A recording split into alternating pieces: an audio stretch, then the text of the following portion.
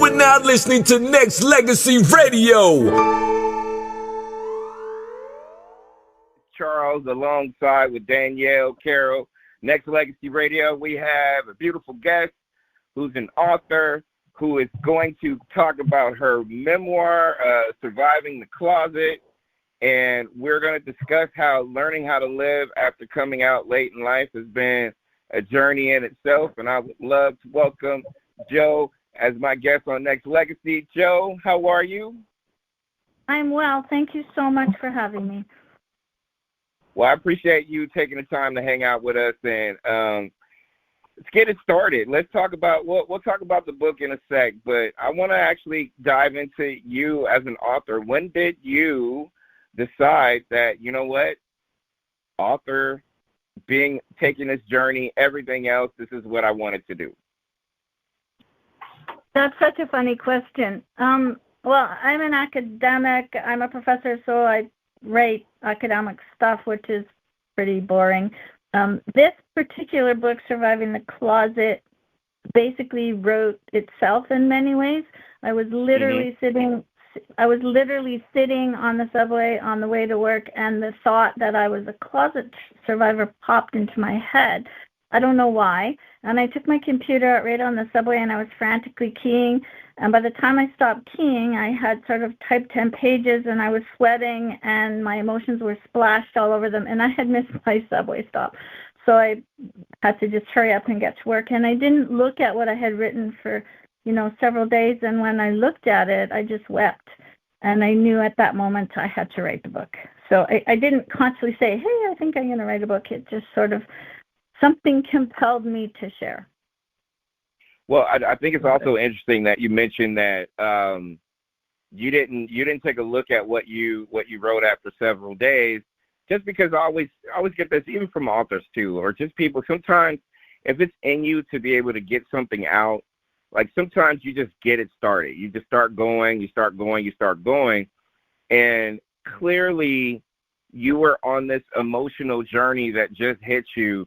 Did you know after reading it back, like, oh, yeah, this is not only emotional, but I have to, like, start the process of getting this out here to the people and share my story?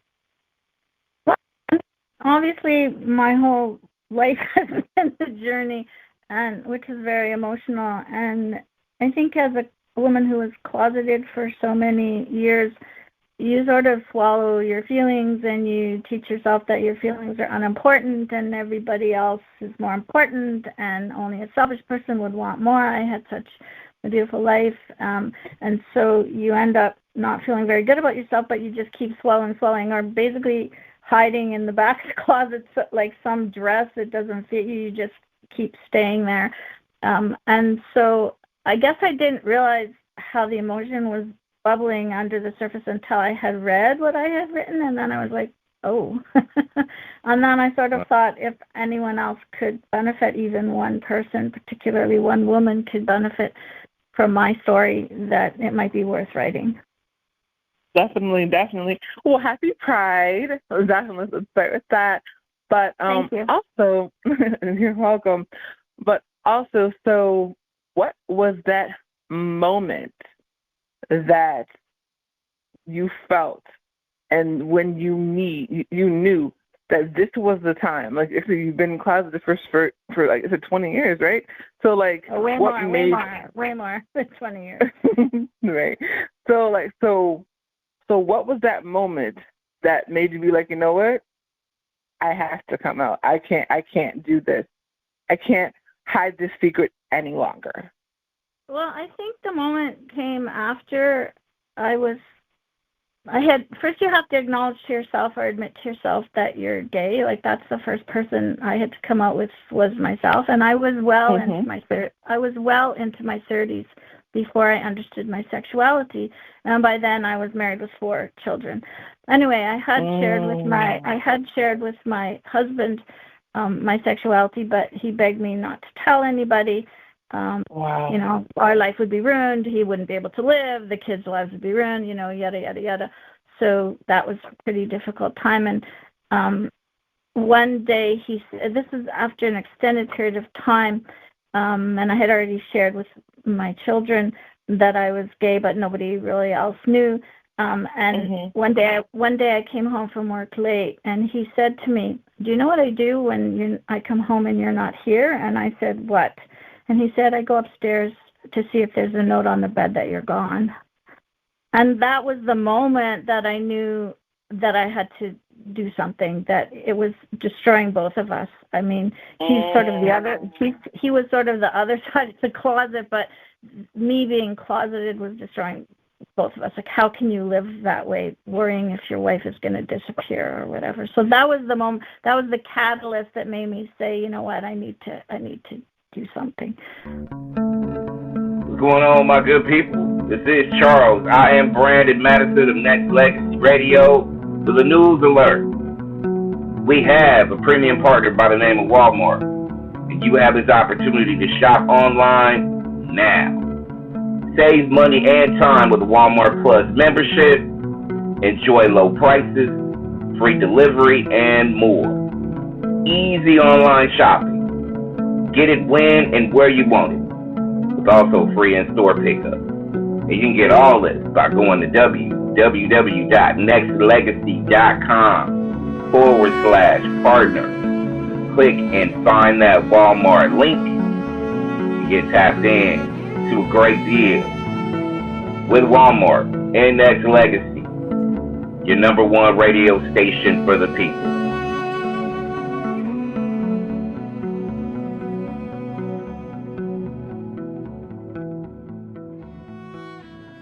You know, and it takes a lot to be able to acknowledge, not just acknowledge your feelings, but understand that your feelings are valid. Because I think that is the reason why most people stay closeted, whether it be, you know, that for a purpose or for religious or for, you know, family. Of course, as you were saying, how have the kids been able to deal with that? My kids have been phenomenal. I think, you know, one of my sons, when he was quite young, asked me point blank if I was gay. And I said, "Why would you say that?" And he said, none of my friends' mothers have so many gay friends. so my children have been phenomenal. I have had the honor of raising four, and I'm old, I'm closer to 70 than 65, but I have 4 adult children from there to a man, and then my wife and I have twins who just turned 23. So I've survived 6 teenagers and lived to tell the tale. My children have been phenomenal. But thank you for acknowledging that is a huge part of the coming out process. I think, especially for women, is we don't believe that we're worthy. We don't believe we're deserving. I think as a woman of a certain generation, or maybe any woman, we're often programmed to be pleasers. So we please our parents, we please our teachers, we please our professors, then we please our husbands and our children. And if we don't please everyone perfectly all the time, then we're sort of programmed. Society tells us, well, you're a failure. So thank you for saying that. I think that that's a really difficult thing for many people, especially, I can only speak for myself as a woman, that we feel like it's our responsibility to make everything happy and safe, and it's our fault if anything happens to the family or if anything happens to anyone. We always blame ourselves, and I think that that's a lesson I'm still learning, but I had to learn that I am worthy and I am entitled to an authentic life, and there's nothing wrong with me. I'm not sick. I'm not an abomination. So I think that was a really important part of the journey for me. Yeah, far.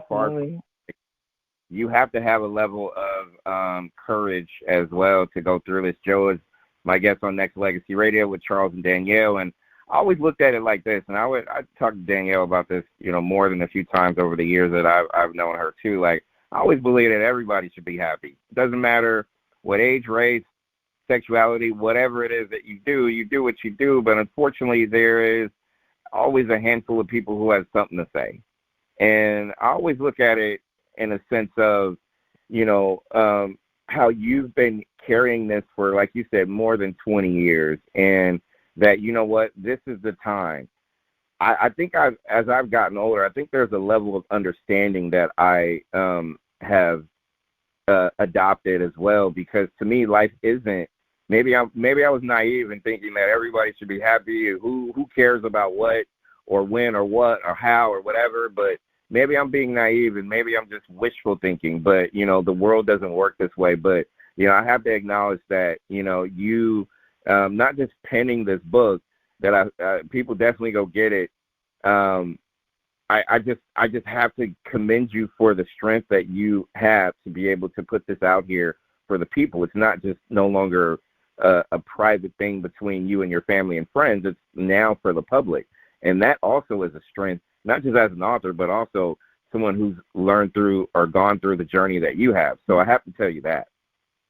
Thank you. And I will shamelessly plug my next book, but it's related to what you said. I have interviewed people who came to Toronto as refugees because of their 2S LGBTQ plus status, and their stories are horrific: rape, torture, all kinds of horrible things. And actually, my wife is native of North Africa, where being gay is still punishable by death. But anyway, these stories are horrific, but the people I interviewed, who are so courageous, way more courageous than me, they want their stories told. They want people to know what is happening to our communities all over the world and how much hate is out there. Because you know what? We can't change what we don't even acknowledge. Right. And sort of with respect to, everybody is entitled to be happy, I think that, especially the religious right, they have a right to freedom of religion, and they have a right to believe what they want, but they don't have a right to. They don't have a right to perpetuate misinformation, such as all gay people are pedophiles or whatever. They don't have a right. Exactly. Their right doesn't trump mine.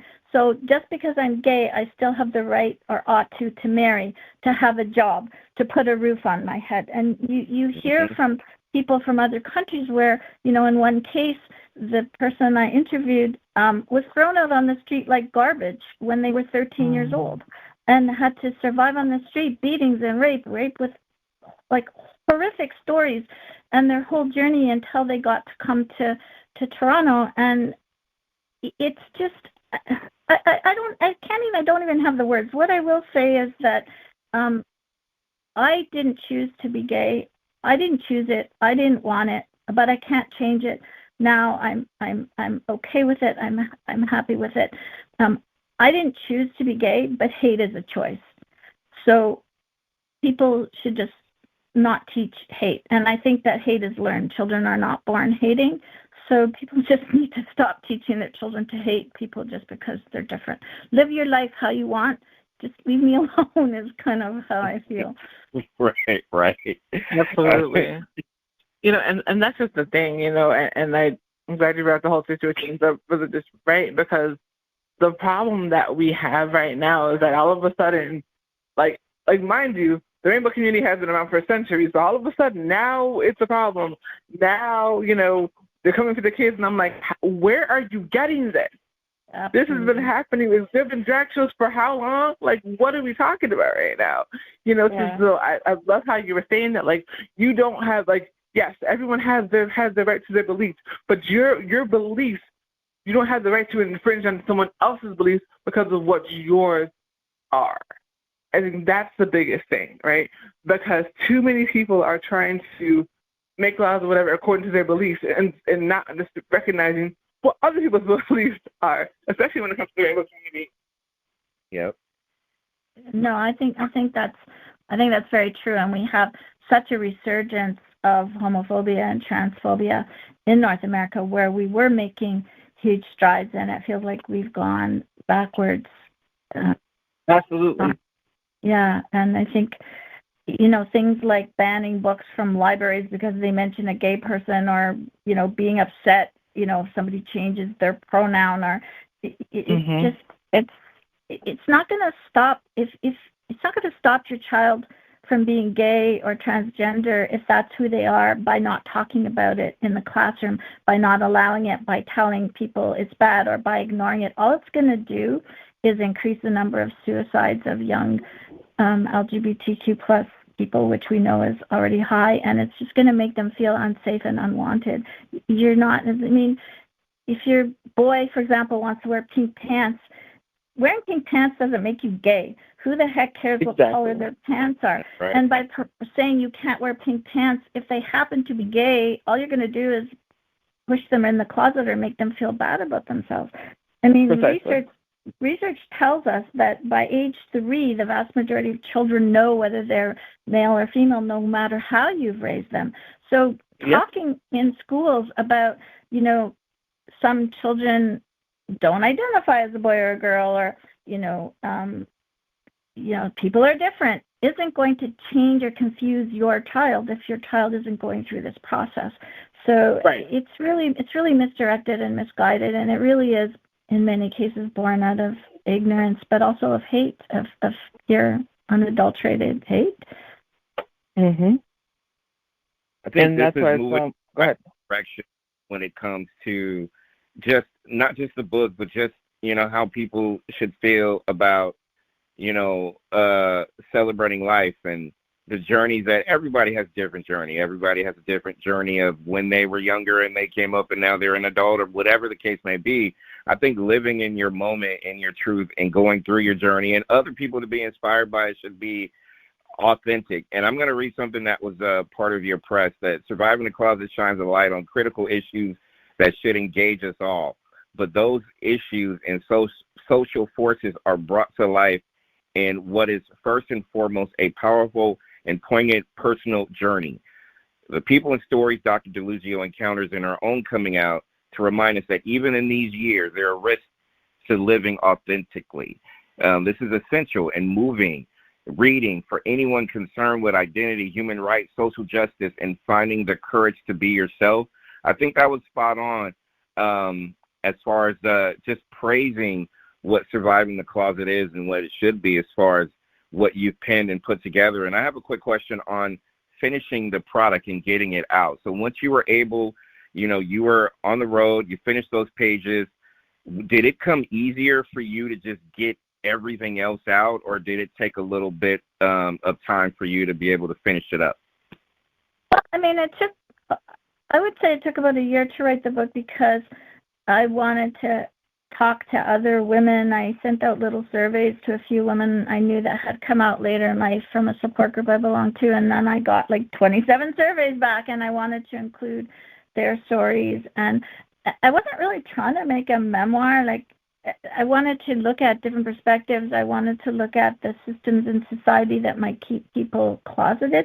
I mean, it turns out in many ways it is a memoir. I'm all over it, of course. My guts and my heart are all over it. But I wanted to take it to a broader context and start conversations of people thinking about why gay people might be oppressed. And for some people, they will not survive the closet. They will either commit suicide, or if they're from a country where being gay is punishable by death or, life in prison, they can't come out of the closet because their life is over.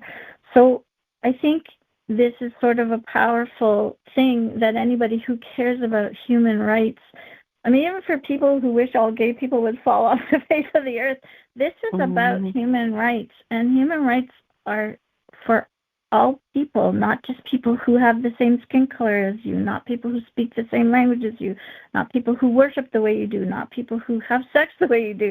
It's for all people. And so if I mean, the way I would like to explain it is, if I can lose my rights, then maybe you could be next to losing your rights. We need to fight for human rights for all humans. There's not some secret gay agenda. I'm not trying to convert people. I just would say that if you don't believe in gay marriage, don't marry a gay person like this. That part. I don't know. Right. Exactly. Joe, that's the thing that I've always tried to stress this, as far as I can remember. Like, I don't care. I mean, I don't care what it is that you do. You do, as long as you're happy with what you do and who you are and what you do. That's all I care about. I don't care about anything else. Be happy. Go be happy, because I'm telling you this, straight, gay, whatever, we're all flawed. So there's divorce rates, there's successions in what people do and how they do it. We're all successful and we all fail as well. So we're all the same. We're all the same. We have different paths to what we do. So just celebrate what somebody is. Listen, Joe, everybody else listening, if you're happy doing what you do and you're not inflicting any kind of harm on anybody, like physically or whatever, then go be happy. Go be happy. That's all that matters in life. That's it. Right? Well, thank you for saying that. Thank you. Appreciate that. And that's just the thing, right? You know, I love that. Like, if you don't like gay marriage, then don't get gay married. That's as simple as that. So leave people alone, because, you know, people say, well, what's the difference between, you know, having a civil union and being married? And like, there are different laws that come with that. That's what people don't understand. Absolutely. That's why people pushed for marriage, because it made no sense that people were in relationships for 25, 30 years and couldn't get married. That was insanity.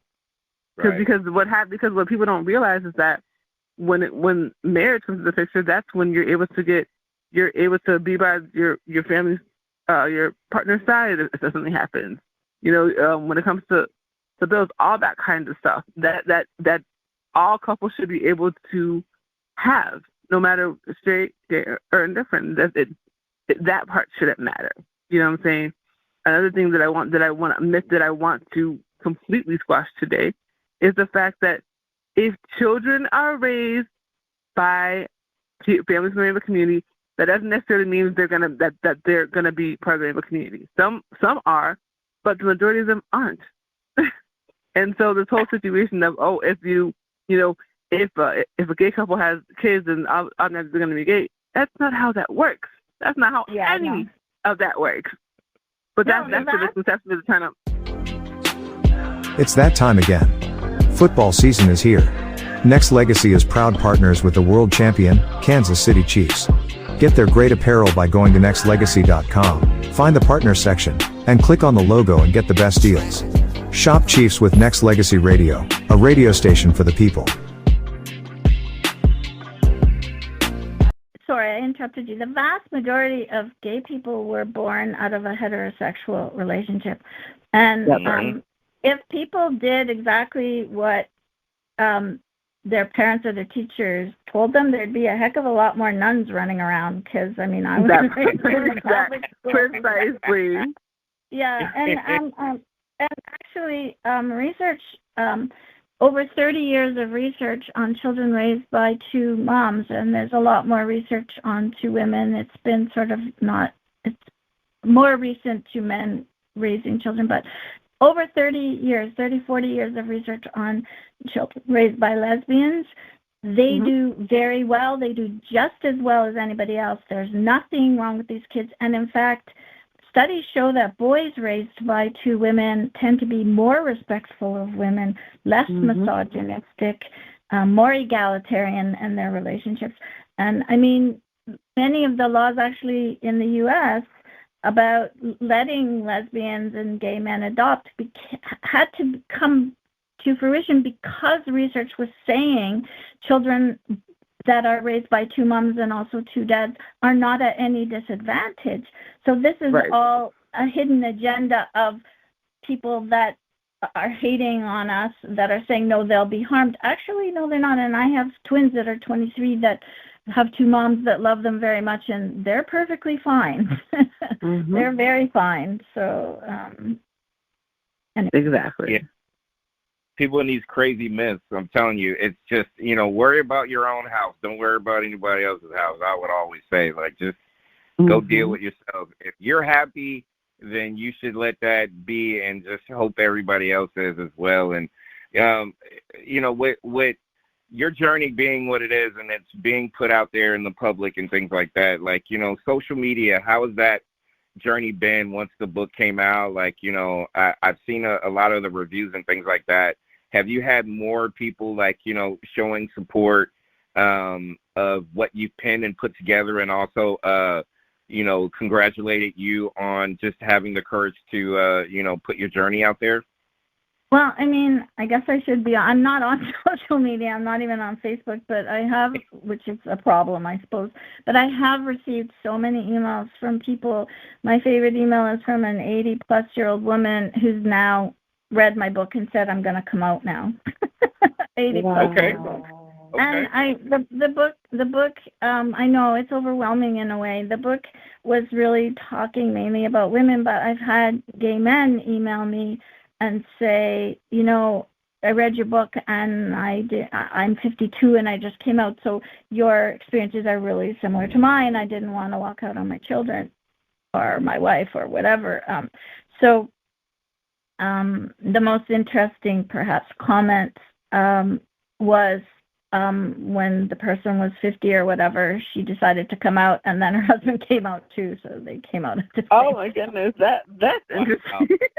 So yeah, I've been overwhelmed. Wow. I've been really overwhelmed with the response. I didn't expect it. I'm not on social media, and people have said, well, maybe if you were on social media, more people would even have access to the book. But I mean, I'm a professor at a big university in Canada, and I didn't tell my students about this book because it's a conflict of interest. They might think, oh, they have to buy the book. Right. And second of all, it's not related to what I teach. But they found out about it, and some of them have been buying it and sharing it with each other. A couple of them have brought it in and said, can you sign this? I'm like, how did you know I read a book or whatever? But I've received so much feedback from students that I teach saying, you made it easier for me to come out to the class because you came out so naturally and easily. And when you live your authentic self, it inspires me to live my authentic self. And I hadn't really thought of the impact that one can make without even, I didn't realize the impact the book would have. And it is a bit overwhelming, for sure. Well, it's also appreciated, Joe, just because, you know, again, it goes back to what we've talked about throughout today. It's just, you know, living your best self and living in your purpose, going through your journey, celebrating yourself should be important. And I know you mentioned earlier that, you know, we're all pleasers in some direction, and sometimes we'll sacrifice ourselves to please others. And, you know, not saying that that's a bad thing, but I also feel like, you know, you can live 50-50 in some cases, or there may be a day where I'm just going to make this all about me today, and it's not going to be you. Don't take it personal. It is what it is. But I think this is getting back to what I think is important in life in general. Like, we have to make sure that we take care of ourselves, and we have to have the courage to be able to do what the world may not look at as the normal thing, but, you know, it's okay to color outside of the line sometimes. And it's okay to be in a situation where we can just be happy with what we do. We're not harming anybody. It's not a problem. I just want to be happy. Can you be happy that I'm happy? And I think that's where some people will struggle. But in my case, and I know I'm not going to speak for Denia, but we both encourage just happiness, no matter what nationality, sexuality, whatever. Just be happy. And I commend you for that. Yeah, thank you. Yeah, self-care is important, and self-love. I mean, to quote the great drag queen RuPaul, he always says, if you can't love yourself, I don't know if I can swear, how the hell can you love somebody else? Can you love somebody else? And I think his message is correct, and I think that self-love is something that we all have to work on. I know I'm still working on that, giving myself permission to love myself and say, you know, you are worthy, you can be happy, you can be authentic, and your family will be okay. And my family is okay. They're doing more than okay. The book is out. It's available now. Go ahead and grab it. And just a couple more quick questions with you before we let you go. You mentioned earlier that there's something else that's coming out. Talk to me a little bit more about that.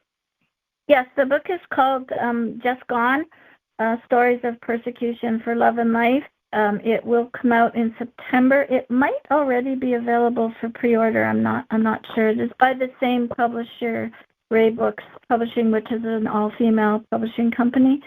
And it's about, I interviewed people who came to Canada, in particular the Toronto area of Canada, as refugees because of their 2S LGBTQ plus status, and it's their stories in their words.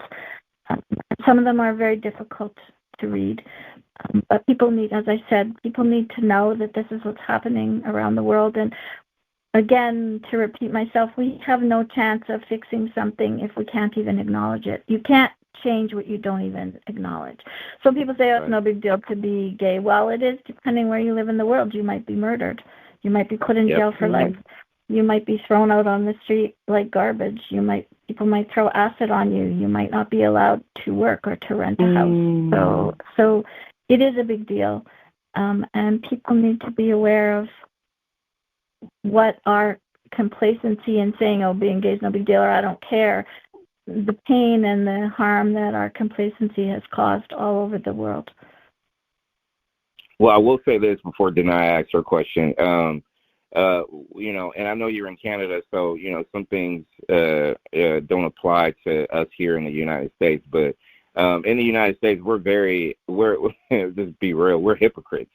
Like, we live a hypocrite life when it comes to specific politics and certain things, because if you can have a, possible, sitting president as a felon, but you can also, you can't apply for certain jobs in certain places because you're a felon. And to me, I think that's a huge hypocrite situation amongst others. But we also include, nationality, sexuality in applications for jobs and things like that too. And I think that's a little intrusive in a sense too, because again, if I'm qualified to do the work, why should I put what I am in terms of whatever sexuality I am? To me, that's stupid. That doesn't make any sense, because what does that have to do with the job that I'm applying for?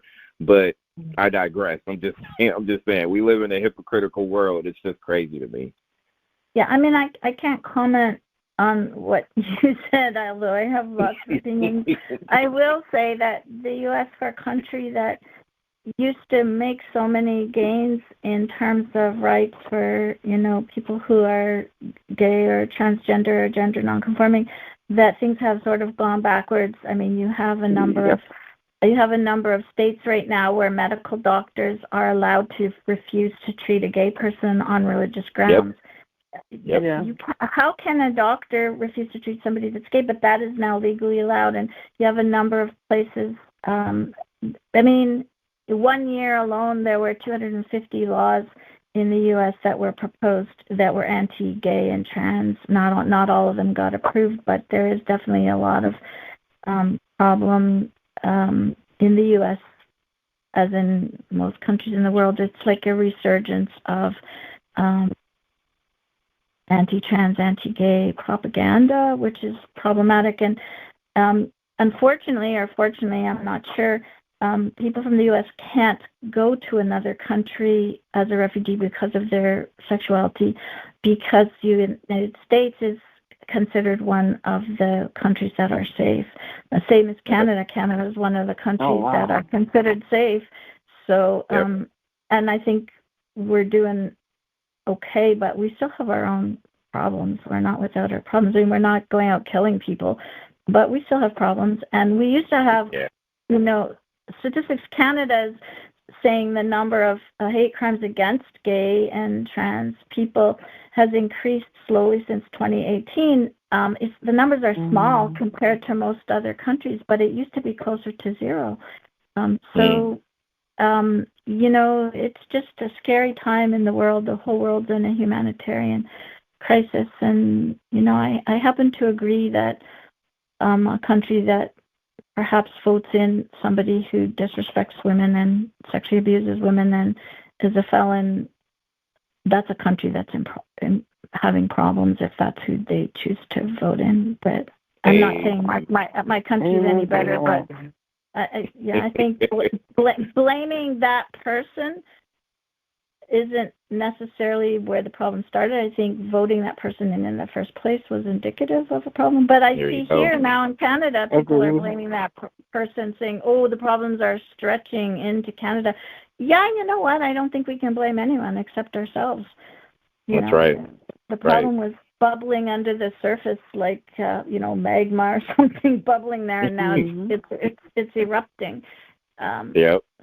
So we can't blame other people. We have to look in the mirror at ourselves and at the problem. Figure it out. Absolutely. Yeah. Joe's our guest on Legacy Radio. Denai, one more question.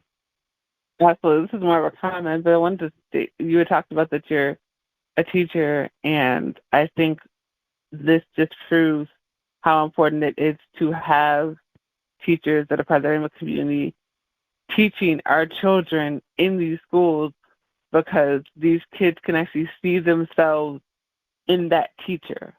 And representation is so important, because what if they are, a part of a family that's super religious and the church is telling them everything is bad?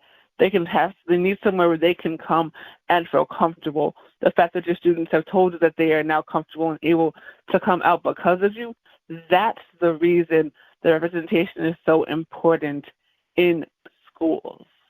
So I want to say thank you for that, because that proves that we need to have people of every nationality, every sexuality teaching children, because kids are more than just straight, and they need to be able to look at someone and know that they're going to be okay whenever they're ready to come out, that they have someone that they can trust, that will tell them when everyone else is telling them crazy things, that will tell them that it's okay, you're smart, you're beautiful, you're not crazy. So thank you for that. And thank you. Yeah, media does matter. When we don't see, no matter who we are, if we don't see ourselves represented in media, we don't think we have a place at the table. We don't think we belong. And that it's for anything, not just sexuality, but skin color or religion or whatever. If you don't see or if you have a physical disability or you're deaf or whatever, if you don't see yourself represented in media, you think you don't belong and you think you don't matter. So yeah, media matters, representation matters. 100%. Thank you for that.